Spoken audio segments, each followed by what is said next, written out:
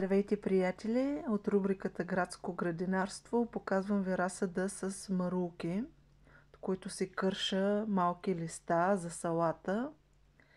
Ето ги, някои се развиха добре с грижите, които полагам. Днеска правя клипа специално за водата, която ползвам. Една част от водата, която ползвам, за да ги поливам. Но въпреки това, слабите разсади със слабата коренова система не оцеляха. Ще ви покажа в клипа. Ето, използвам медна вода. Тази бутилка зареждам, защото обслужвам не много саксии с вода. Права и сребърна. Ще ви покажа още един разтвор, с който поливам.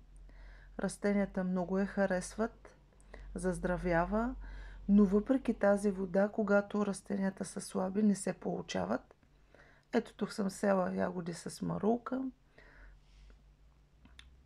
Този корен е оцеляващ. До него корена беше много слаб и не оцеля, въпреки грижите.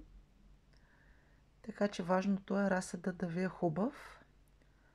Ето, тук вече съм вземала някои листа от червените марули.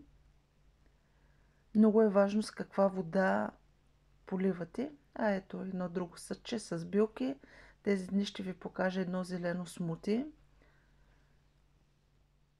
Много приятно и много здравословно за тялото. До скоро!